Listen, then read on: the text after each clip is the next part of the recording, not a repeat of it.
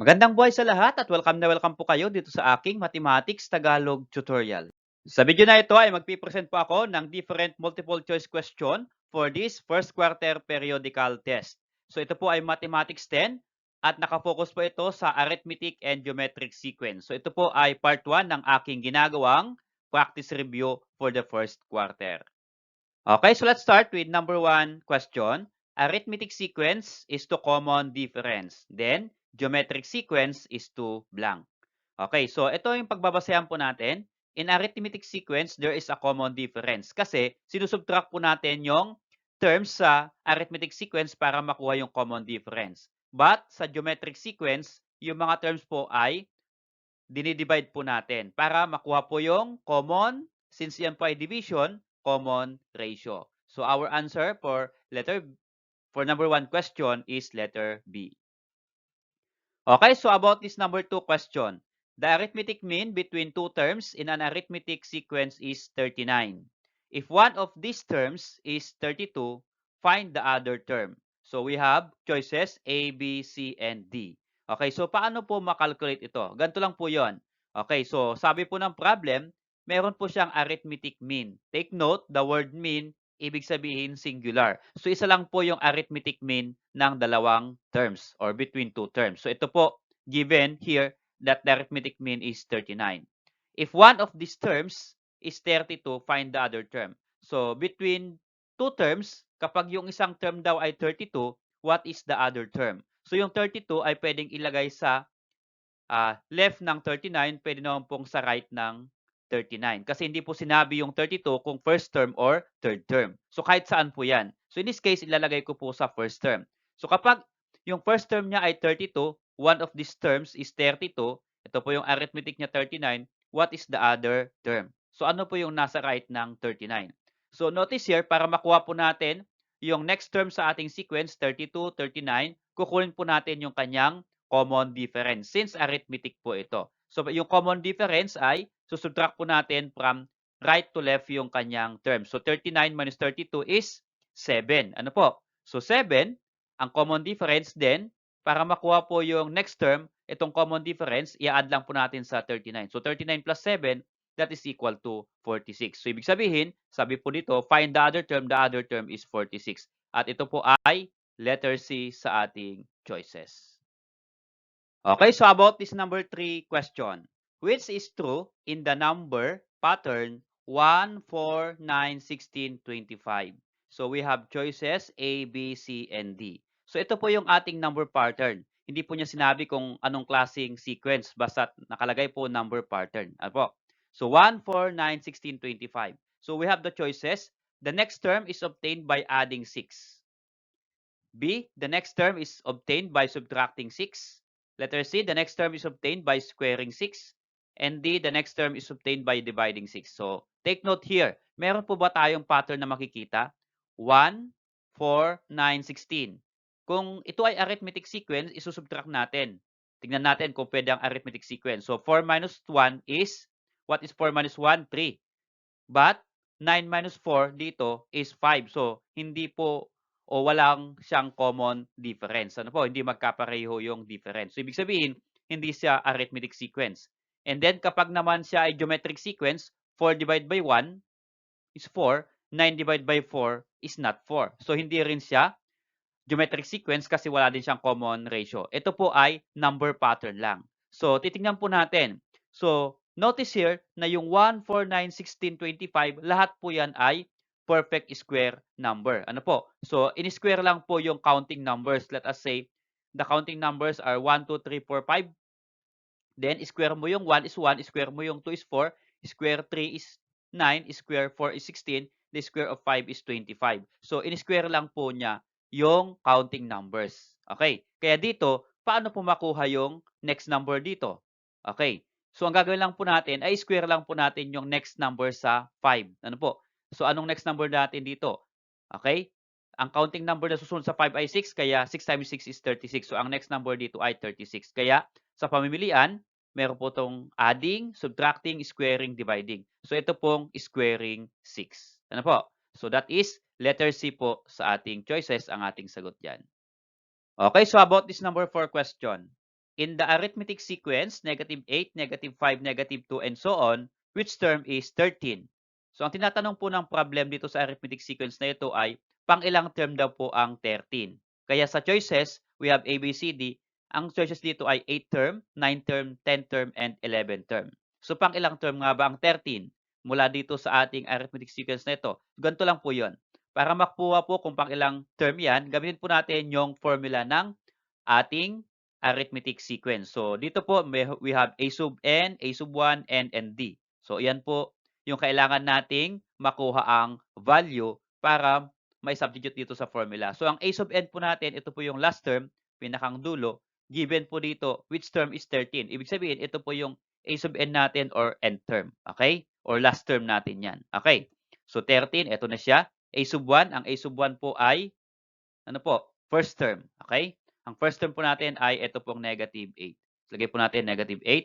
So, after po ng A sub n, A sub 1, ang kasumpo dito ay n. Ito po yung number of terms. So, ito po, and so on nakalagay dito, wala pong n. So, ibig sabihin, hahanapin natin kung pang ilang term yung 13. So, ang n po dito, yan po yung unknown na hahanapin natin. Okay? Next po ay, ito pong D. Okay? Common difference. Ito po, kailangan nating i-calculate po dito sa ating arithmetic sequence na given. So, ang common difference po, difference big sabihin, subtract po natin yung terms sa ating arithmetic sequence. So, subtract lang po natin dyan. Let us say, negative 2 minus negative 5. Ito po. Negative 2 minus negative 5. What is the answer? Yan po ay positive 3. Tama po ba? Negative 3 minus negative 5 is positive 3.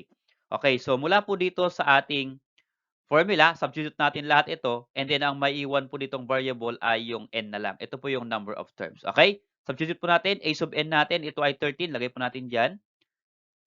13 is equal to, ang a sub 1 po natin ay, ito, negative 8. So, negative 8, then plus, then n minus 1.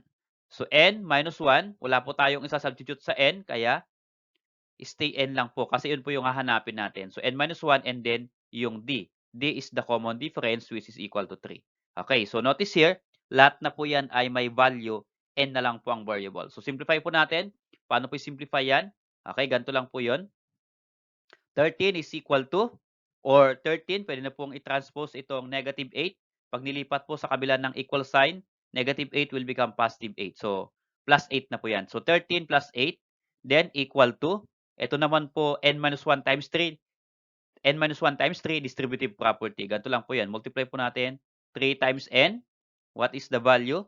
3n. And then, next po ay 3 times negative 1. That is negative 3. So, that is minus 3. Okay, so 3n minus 3 dito. Okay, next. Pwede na pong i-add ito. What is 13 plus 8? Yan po ay 11. 13 plus 8 rather is 21 is equal to 3n minus 3. Okay. So, what's next? Ang kinocompute po natin ay yung n. So, ito, transpose po natin yung minus 3 sa left ng equal sign. So, minus 3 will become plus 3. Change the sign. So, 21 plus 3 is equal to, ito pong 3n ang matitira dito. So, 21 plus 3, add natin yan. This will become 24 is equal to 3n.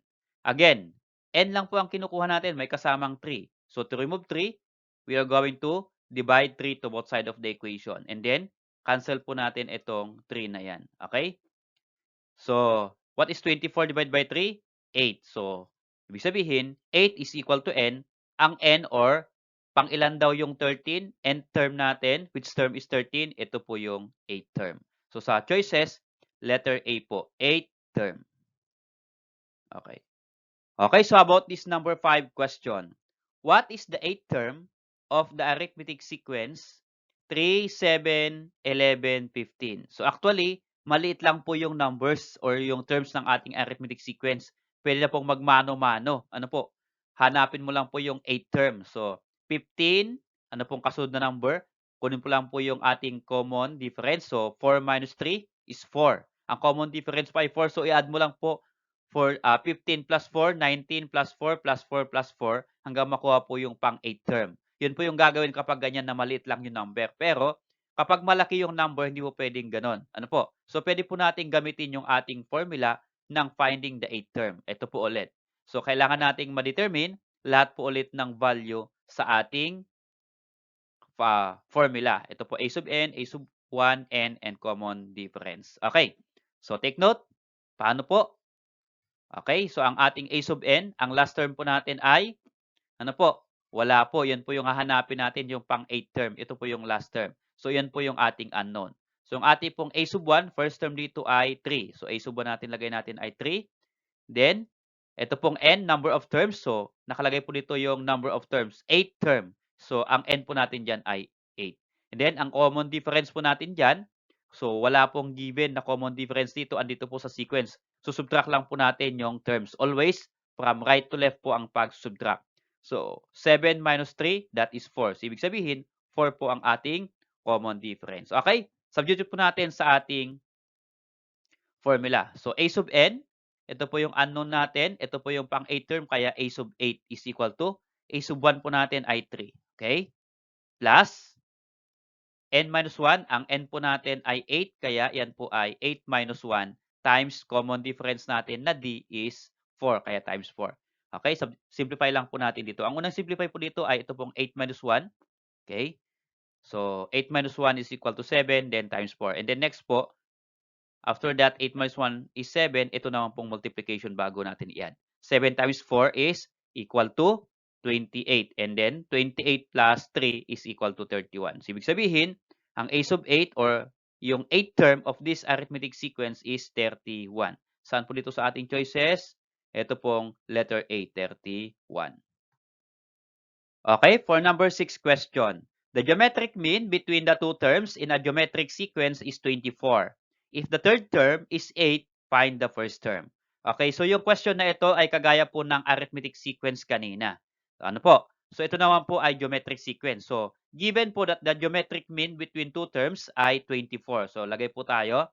So ito po yung blank na two terms at ang kanyang geometric mean ay 24. Again, ito po ay mean, ibig sabihin isa lang. Ano po? Isa lang po ang kanyang geometric mean.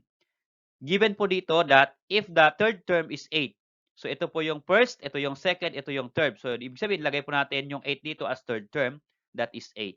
The question is, find the first term. Ito po yung hanapin natin first term.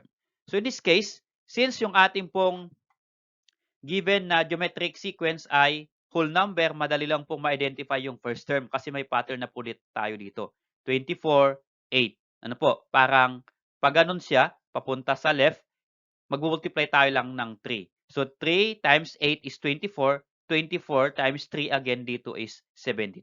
So, ang sagot natin dito ay letter C. But the question is, how about if the given is fraction?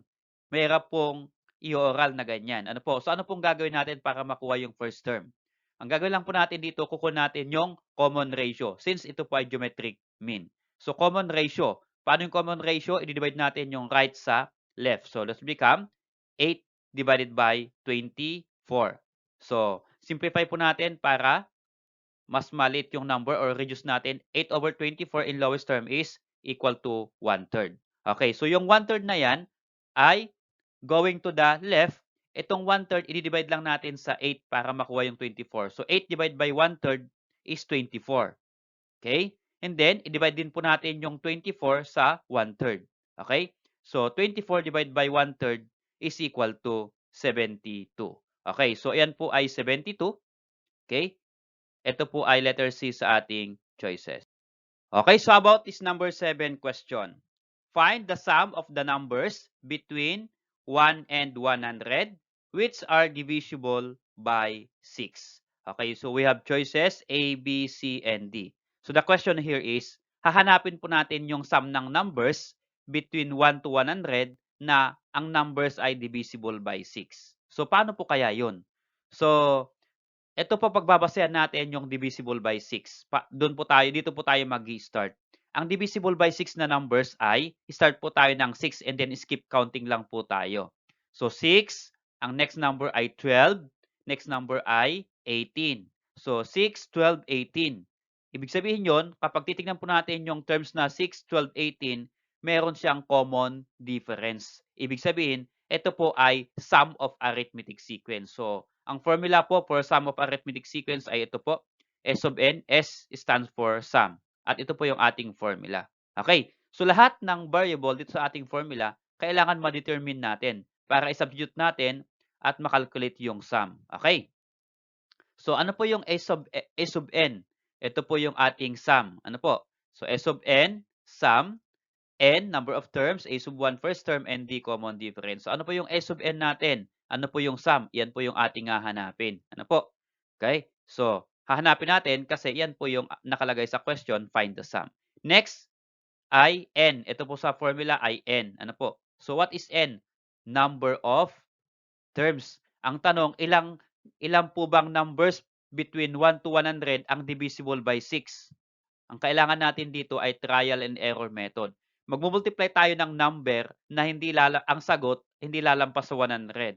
Okay, so let us say, kinuha ko na dito po sa baba, 6 kasi ito po ay divisible by 6. So 6 times, hula tayo ng number, dapat yung product hindi lalampas sa 100. Ito po ang kinuha ko ay 16. So 6 times 16 is equal to 96. Ito po ay less than 100. At 96 po ay divisible by 6. Ano po? 96 ay divisible by 6. Then kapag mag-a-add ka ng 6 dito, 102 na. Lalampas na po sa 100. So hindi na po pwedeng kunin yung 102. So hanggang 96 lang. So ibig sabihin, how many numbers divisible by 6 from 6 to 96? Yan po ay 16. Ano po? Kasi 6 times 16 is equal to 96. So there are 16 numbers from 16 to 96 kasi lahat yun ay divisible by 6. Ano po? So lagay po natin, our n there is ito pong 16. Okay. First term natin A sub n. Okay. Of course, hindi naman sa 1 tayo mag-start ay kasi divisible by 6. Mag-start tayo of course sa 6 kasi skip counting from 6, 12, 18. Kaya ang first term natin dyan ay 6, hindi po yung 1. Yan lang po ay pinagbasehan between 1 and 100. Ano po? So, ang first term natin dyan ay 6. Okay? Then next, ang ating pong common difference ay, siyempre, divisible by 6. 6, 12, 18. So, ibig sabihin yan, ang common difference dyan ay 6 din lang. Ano po? Kasi 12 minus 6 is equal to 6. Okay? So, meron na po tayong values. Substitute na po natin dito. S of n, yun po yung hahanapin natin. Kaya, stay put po natin. S of n. Or, yan po ay yung pang 16 terms. Ano po? Or there are 16 terms in ating arithmetic sequence rather. Okay. So, S of 16 is equal to n over 2. Ang n po natin ay 16. So, that is 16 divided by 2. Then, next, 2 times A sub 1. Ang A sub 1 po ay 6. Ito po, lagay po natin dito. So, 2 times 6. Then, plus, so, sa loob ng parenthesis, n minus 1. Ang ating pong n ay 16. So, here, so 16 minus 1 dito. Okay? Then next, ang ating pong D, common difference, ay ito pong 6. Lagay po natin doon, 6. Okay. Then next, notice here, lahat na po yan ay numbers. So, simplify lang natin. Paano po mag-simplify? Of course, lahat po yung nasa loob. Okay? Nito. Pero ito, meron pang parenthesis inside. So, pwede na pong isubtract itong 16 minus 1. Pwede na pong i-multiply itong 2 times 6. At pwede pong i-divide itong 16 divided by 2 dito. Okay? Kasi magkakahiwalay naman po sila. So, S of 16 is equal to 16 divided by 2 is 32. Okay? Or 16 divided by 2 is 8 rather. Then, 2 times 6 is equal to 12. Then, plus 16 minus 1 is 15 times 6. Okay? What's next dito? Ano pong pwedeng simplify? Ito po muna, multiplication. So, 15 times 6. Okay? So, this become 12 plus 15 times 6 is 90. Then, add po muna natin yan bago natin multiply sa 8. 12 plus 90 is 102. And 8 times 102, that is multiplication, that is equal to 816. So, meron po bang 816 sa ating choices? 917, 618. Okay, ito pong letter D, 816. Okay, so for number 8 question, if 3 arithmetic means are inserted between 11 and 39, find the second arithmetic mean. So in this case, ito po ay arithmetic sequence at marami na po yung arithmetic means na insert natin between 11 and 39. Given po dito, there are 3 arithmetic means. Okay, so yung dalawang numbers natin, 11 and 39, mag-insert tayo ng 3 arithmetic means kaya naglagay po ako dito ng 3 blank. So 1, 2, and 3. Ang hanapin na po natin ay second arithmetic mean. Ano po yung second arithmetic mean? Ito po yung 3 arithmetic means. Ito po yung first arithmetic mean, second arithmetic mean, at third arithmetic mean. So ito po yung hahanapin natin, second. Okay, so ito po ay arithmetic sequence. So kailangan natin yung mga values ng variable sa formula. So a sub n, last term natin, ito yung first, ito yung last sa ating sequence. So ang a sub n natin, itong last term, 39. Okay? And then, ang n natin, number of terms, ito po, bilangin natin lahat. Tatlo yung insert natin plus yung dalawang number. So ilan po lahat yan? 5. So 1, 2, 3, 4, 5. So ang n po natin ay 5. Then next, ay ito pong a sub 1. Of course, ito pong first term natin, 11. Next, ang common difference, yan po yung ating hahanapin. Ano po? So ang common difference, yan po yung unknown. So mula po dito, pag nakuha yung common difference, i-add lang po natin dito sa 11 para makuha yung 3 arithmetic means dito. Okay, so using the formula, ito po yung formula natin. A sub n, last term natin, ito po 39. So substitute natin dito, a sub n is 39. Is equal to, again, what is a sub 1? A sub 1 natin dito ay 11. Substitute mo natin dito, 11. Then plus, n minus 1. So ang n po natin ay 5. 5 po yung n natin dito. Substitute natin 5 minus 1. Okay? Then, times d. Yan po yung unknown natin. So, notice here, d na lang po yung ating variable. Pag sinimplify natin, makukuha na po natin yung common difference. So, how to simplify? Ito, pwede na pong isubtract ito, 5 minus 1. Pwede na rin pong ilipat itong 11 dito. Okay, so let's become 39 is equal to 11 plus 5 minus 1 is 4 and then times d. Okay, kasi itong ating close and open parenthesis, 5 minus 1, then times d. Kaya 4 times d or 4d. Okay, lipat mo natin yung 11 sa left ng equal sign. Positive po siya, magiging negative pag nilipat natin. Change the sign. Okay po? So 39 minus 11 is equal to 4d. Then subtract 39 minus 11 is 28 is equal to 4d. Ang hinahanap po natin ay d, may kasamang 4. So therefore, we are going to divide 4 to both sides of the equation so that we can cancel 4. Ano po? So, pag kinancel po natin yung 4, ang matitira na lang po doon sa right ay d. So, is equal to 28 divided by 4 is equal to 7. So, 7 is the common difference. Itong 7 na ito ay i-add natin dito sa 11. Ano po? Para makuha yung 3 arithmetic means. So, what is 11 plus 7? Yan po ay 18. Then, mula dito 18, add natin yung common difference sa 7. 18 plus 7, yan po ay 25. And 25 plus 7 is 32. Check natin kung tama sa dulo. 32 plus 7 is 39. So, tama po. Ito po yung first, second, third. Ang hinahanap po ay second arithmetic mean. Ito po, second, 25. Yan po ay letter B sa ating choices. Okay, so how about this question? What is the seventh term of the sequence whose nth term is a sub n is equal to 3n plus 2?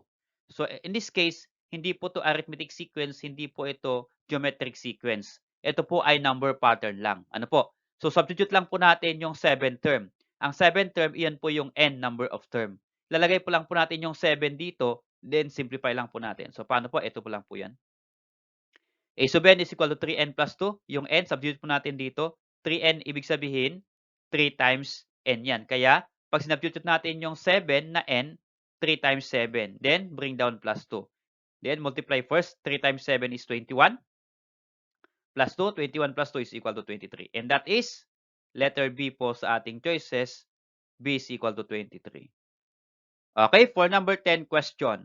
Find the sum of the geometric sequence 1/2, 1/4, 1/8, and so on.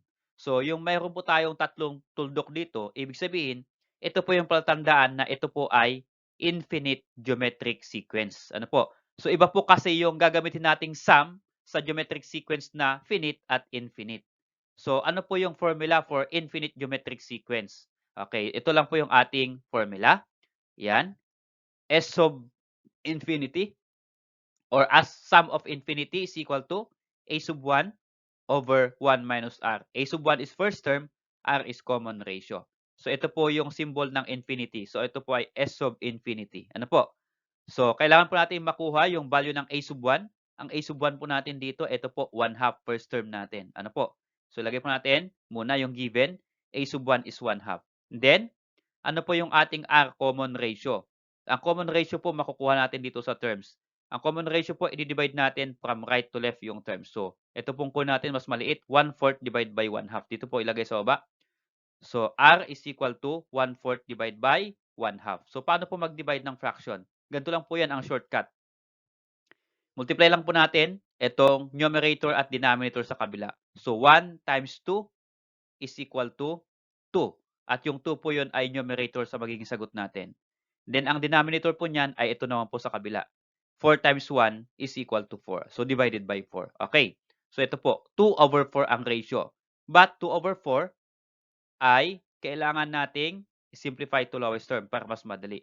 So, iyan po in lowest term ay 1/2. So, ibig sabihin, ang R natin ay 1/2. And then, itong dalawa na ito, substitute natin sa ating formula. Okay? So, this will become a sub infinity is equal to a sub 1. Ang a sub 1 ay ito po, 1/2. So, lagay po natin 1/2. Divide by 1. Ito po yun. Okay? So, 1 minus R. So, 1 minus, then 1/2. Ang common ratio natin or R, ito po yung nakuha natin ay 1/2. So, 1 minus 1/2. Okay? Simplify po natin itong denominator na 1 minus 1/2. What is 1 minus 1/2? Ganito lang po yun. Multiply lang po natin yung denominator sa fraction. 2 times 1. 2 times 1 is 2.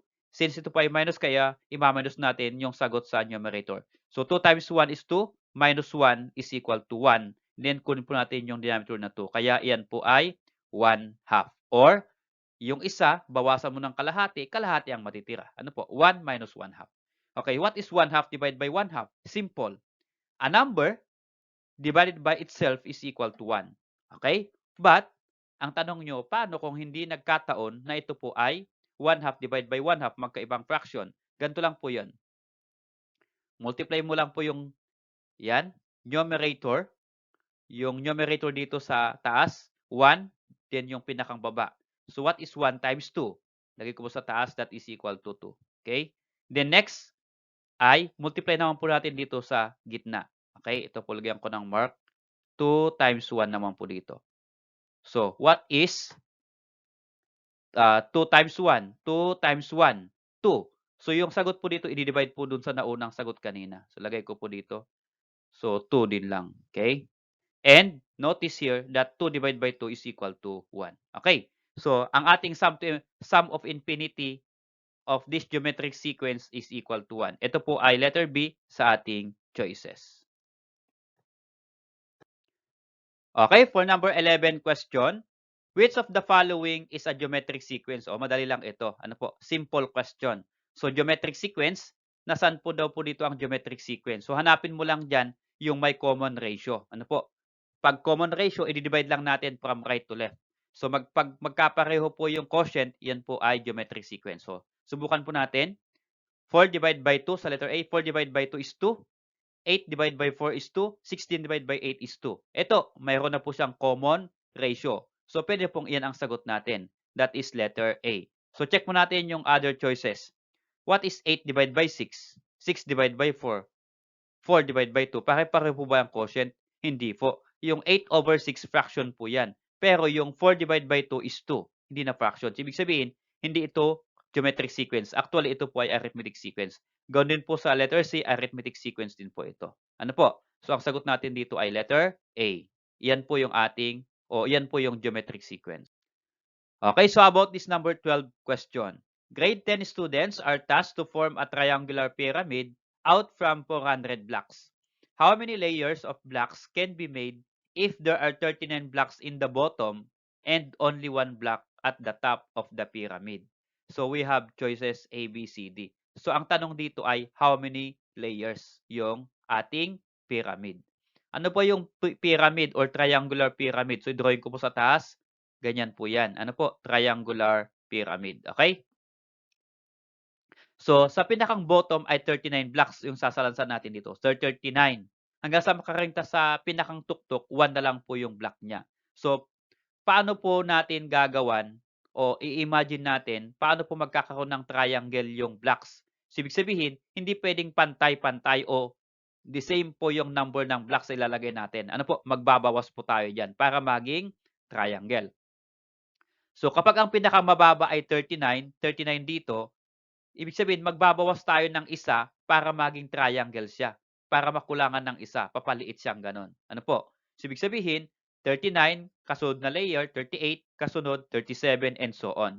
So, ibig sabihin, yung 39, yan po yung ating start ng ating sequence. 39, kasunod na layer ay 38 blocks, kasunod ay 37, and so on, hanggang makarating sa dulo o tuktok na 1. Ito po, 39, 38, 37, hanggang sa pinakang tuktok ang nakalagay ay 1 block na lang. Okay, so makakagawa ka po dyan ng pyramid.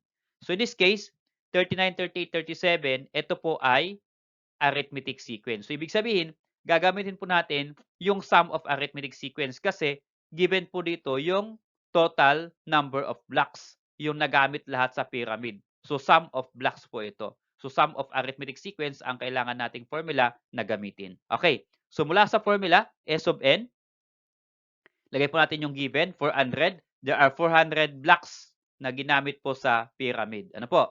Then next po ay a sub 1. Ang a sub 1 po natin ay first term. So ito po yung ating sequence, 39 in for first term natin. O yung ating pinakang bottom. Ano po? 39 blocks in the bottom. So there are 39 blocks. So a sub 1 natin ay 39. And then next po, sa ating formula, a sub 1, a sub n po. Pero mayroon pa tayong n, number of terms. Okay, so ang a sub n natin dyan, yung last term natin, yung pinakang top ay 1, pinakang dulo. Okay, so a sub n is 1. And then next po ay n. Yung n po, number of layers, yun po yung ating hahanapin. Yan po yung number of terms or number of layers. So how many layers? Okay? So substitute po natin yung given sa ating formula. A sub n ay 400 is equal to n over 2. So, dito na po na muna yung n over 2 kasi yun po yung ano na hanapin natin. And then, a sub 1 natin ay 39 rather, plus ang a sub n natin ay 1. So, in this case, add po muna natin itong 39 plus 1. Yan po ay 40. Then, ang next po dyan, so n over 2 times 40. So, multiply lang po ito. So, n times 40 over 2 lang po yan. Ano po? So, n times 40 or n times 40, that is 4n over yung denominator na 2. Then, next po, i-divide lang po ito. What is 40 divided by 2? Yan po ay 20. Kaya 400 is equal to 20n. Since ang hinahanap natin ay n, number of layers, may kasamang 20. So, divide 20 to both side of the equation. Then, cancel natin yung 20, of course. Di ba po? So, yung 400 divided by 20 is 20, and then n na lang po ang matitira sa right side. Okay, so n is equal to 20. Yan po yung number of layers. So how many layers? 20. Yan po ay, ito pong letter B sa ating choices. Okay, so about number 13. What is the next term in the geometric sequence? 3, negative 9, 27. So, next term lang po ang hahanapin natin dito. Madali lang. Ano po? Pero yung geometric sequence, alternate yung positive and negative. So, 3, negative 9, 27. Ibig sabihin, ang kasunod dito ay negative din. Ano po? Kasi positive, negative, positive, negative. Sa ating choices, ito po ang negative lang, A and B. So, ibig sabihin, dito lang tayo mamimili ng sagot. Ito, nandito po yung next term. So, tignan po natin yung ating sequence. Ganito lang po yun. So, kulang po natin, since geometric lang, kulang po natin yan yung kanyang common ratio. So, negative 9 divided by 3 is negative 3. At yung negative 3 na yan, yan po yung ating imumultiply lang sa 27. Ano po? 27 times negative 3 is equal to negative 81. So, ito po ang ating sagot. Letter B sa choices. Okay, so about this number 14, find the ninth term of the geometric sequence 1024, 512, 256, and so on. Okay, pang 9 term naman ng geometric sequence. So, focus naman tayo sa geometric sequence. Ito po yung kanyang formula. A sub n is equal to a sub 1 r raised to n minus 1. So, kailangan po natin kunin yung value ng lahat ng variable na yan. So, ang a sub n po natin ay a sub 9. Yan po yung 9 term na hanapin natin. Pang ilan kaya? O, ano po kaya yung pang 9 term na value? Okay? Next po ay a sub 1 or first term. Ito po sa ating geometric sequence. Ang first term natin ay 1024. Then next po ay r o yung ating common ratio. Para makuha po yung common ratio, i-divide lang po yung terms from right to left. So, ang napili ko po dyan ito.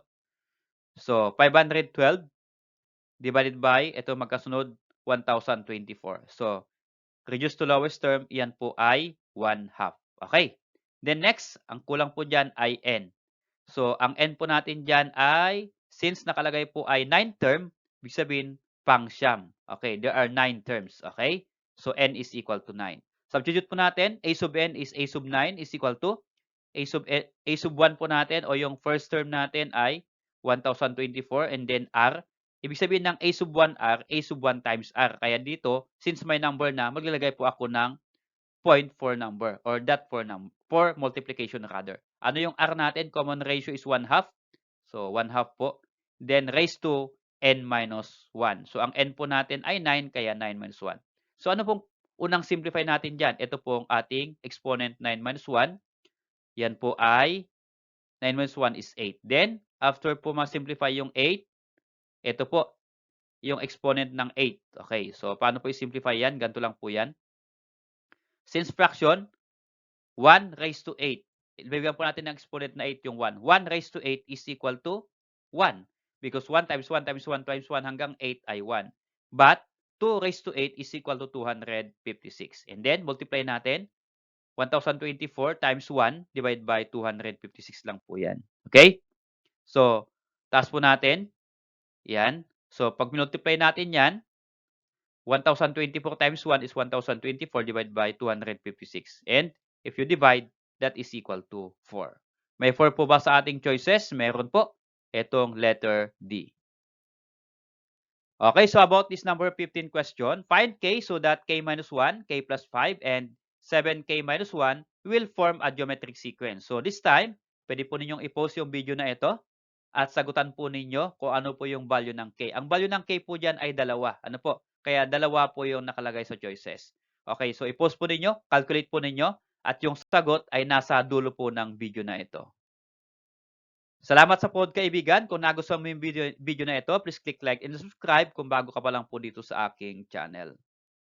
Okay, so for number 15, ang value po ng k dyan ay -1 at +4.